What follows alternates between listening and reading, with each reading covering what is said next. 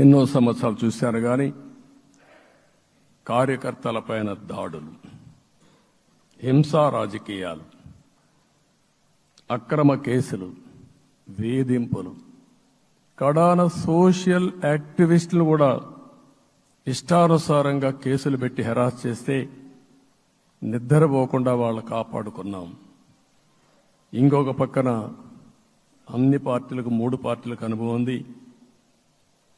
ఈరోజు మీరు చూస్తే ప్రాణాలు తీస్తూ అరాచకంగా ప్రవర్తిస్తూ తెలుగుదేశం పార్టీలో ఒక ఉదాహరణ చూసినప్పుడు అన్ని పార్టీలకు వర్తిస్తుంది.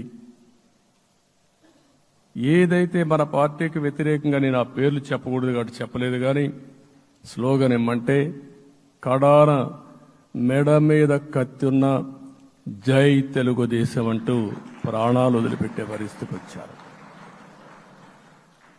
ఇది ఊహించని పరిణామాలు. ఇవన్నీ ఇప్పుడు కూడా కళ్ల ముందర తిరిగే పరిస్థితి వస్తుంది.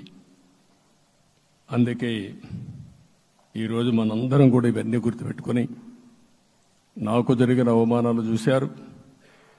నేను అందుకే మా కుటుంబానికి జరిగిన అవమానంతో నేను కూడా భరించలేక బయట వచ్చినప్పుడు ఒకటే శపథం చేసి వచ్చాను. ఆ శపథం, ఇది గౌరవ సభ కాదు, ఇది కౌరవ సభ.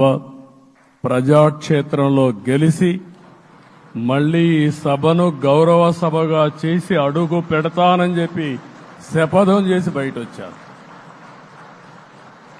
ఓసారి ఇవన్నీ చరిత్ర. ఆ శపథాన్ని ప్రజలు గౌరవించారు. గౌరవించిన ప్రజల్ని నిలబెట్టే బాధ్యత మనందరిపైన ఉంది.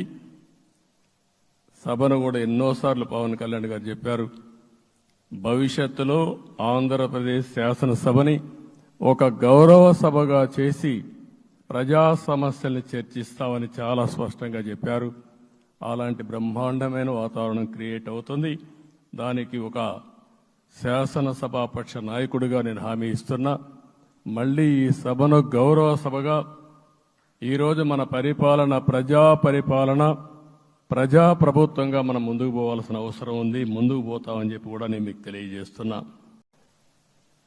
మనందరం ఒకటే గుర్తుపెట్టుకోవాల్సిన అవసరం ఉంది.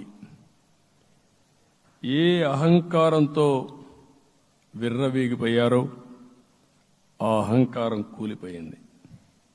ఎన్నోసార్లు మనం చెప్పాం, ఏ వ్యక్తికి పదవి వస్తే వినయం కూడా అవసరం. పదవి వచ్చిందని విర్రవీగిపోయి రేపనేది లేకుండా ఉంటుందనుకుంటే మాత్రం ఇదే జరిగే పరిస్థితి వస్తుంది. అయితే మీ అందరినీ నేను కోరేది ఒకటే, ఇవన్నీ ఒక కేస్ స్టడీగా మీరందరం స్టడీ చేసుకోవాల్సిన అవసరం ఉంది.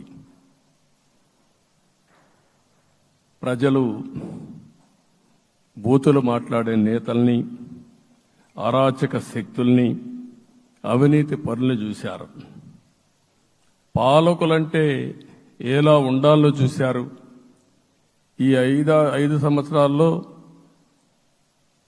పాలకుడు ఎలాంటి వాడు వచ్చి అర్హత లేని వ్యక్తి ఏ విధంగా ఉన్నాడో చూశారంటే, ఈరోజు ఇచ్చిన తీర్పు ఈ 5 ఏళ్లు పరిపాలించినటువంటి వ్యక్తి యొక్క ప్రవర్తన చూసిన తర్వాత ఇలాంటి వ్యక్తి పాలనకు పనికిరాడనే ఉద్దేశంతో ఓట్లు చేసే పరిస్థితికి వచ్చారు. ఇది నా ఉద్దేశ ప్రకారం ఒక కేస్ స్టడీ అవుతుంది. మనందరం కానీ జాగ్రత్తగా ఆలోచిస్తే. కానీ మనం కూడా అదే విధంగా కక్ష తీర్చుకోవాలి అని కానీ మనం ముందుకు పోతే మనకు కూడా సమస్య వస్తుంది. అదే సమయంలో ఒకటే చెప్తున్నా, తప్పు చేసిన వాడిని క్షమించి పూర్తిగా వదిలిపెడితే కూడా మళ్ళా అలవాటుగా మారుతుంది. తప్పు చేసిన వాళ్లకు శిక్ష పడవలసిన అవసరం ఉంది.